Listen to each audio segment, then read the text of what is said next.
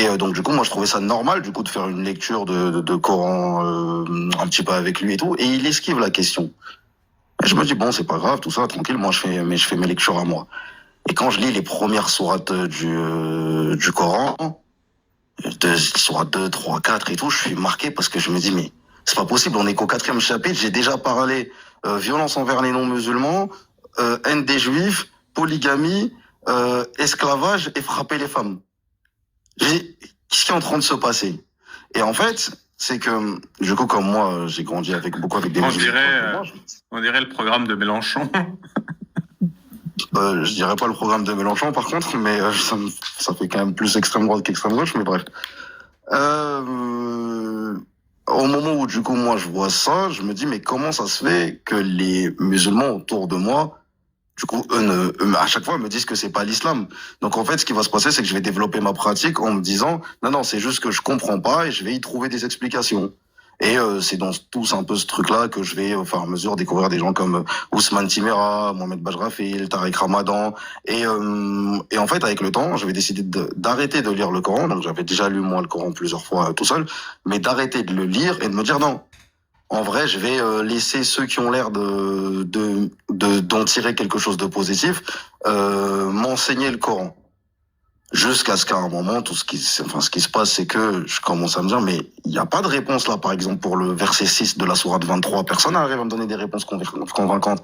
Personne n'arrive à me donner des réponses convaincantes par rapport au Houri. Comment ça se fait que, du coup, il y a écrit que là-bas, il y a des femmes vierges au sein bien rond, que personne n'aura déviergé avant nous. Comment est-ce possible? Et ce qui va se passer, c'est que je rentre, du coup, je me retrouve dans mes études supérieures à faire une filière en sciences humaines, à faire de l'épistémologie, de l'anthropologie et à voir beaucoup plus la religion comme la construction d'un fait social.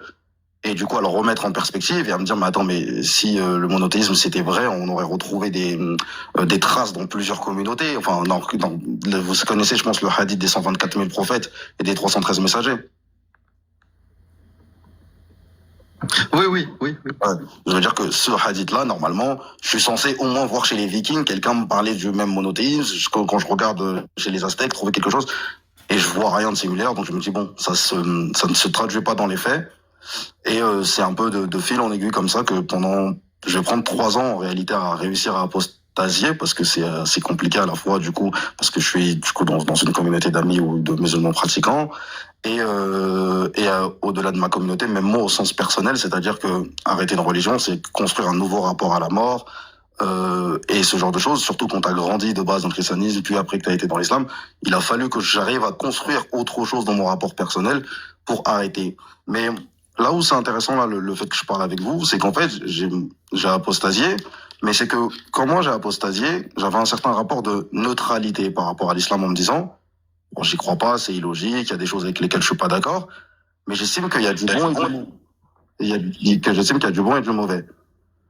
Et en fait, c'est juste que il y a quelques mois, je tombe un petit peu sur ce que vous faites et je me dis, mais attends, je vais quand même aller relire les textes pour savoir qu'est-ce que j'y ai trouvé de bon. Et c'est là que je repars, je relis le Coran, je me concentre sur la Sira, je reviens sur les Banu Qurayda, les Banu Nadir et compagnie, comment la bataille de Badr a été déclenchée, l'attaque des caravanes. Je reviens sur le Coran, sur les éléments, on me dit non, mais c'est que de la défense. Et je dis oui, mais certes, il y a le verset 190 de la sourate 2, mais je me dis, mais la fin du passage, c'est le verset 193, combattez-les jusqu'à ce que la religion appartienne tout entière à Allah. Et je reviens, et surtout sur le frappez-les, et je me rends compte que la fameuse thèse de Wadribuhunna qui voudrait dire s'éloigner d'elle et tout, en faisant des comparaisons par rapport aux autres versets et tout, je me rends compte, je me dis, mais ce terme-là, à aucun moment il veut dire s'éloigner dans le langage coranique, c'est pas possible, du coup, que ça veut. Et en fait, je me retrouve à dire, non, mais en fait, c'est pas juste il y avait du bon et du mauvais, il n'y avait que du mauvais et que les choses ne tiennent que par rapport à une mascarade. Et du coup, c'est en ça que, en regardant un peu, enfin voilà, que je me suis rendu compte de ça et que là où de base l'apostasie, quand mes amis me disaient ouais mais pourquoi t'as quitté l'islam et tout, de base je voulais pas en fait faire baisser la foi des musulmans, donc je leur disais pas. Là, depuis quelques mois, je découvre ce que vous faites et tout, donc je suis devenu plus actif en fait sur ce pan-là en me disant c'est pas possible que les gens aient la foi basée sur un mensonge quand ils voient un attentat terroriste en se disant non mais ça n'a rien à voir avec l'islam, alors que tu regardes et tu dis bah, malheureusement les amis, si ça a à voir avec l'islam. Et voilà un petit peu mon histoire.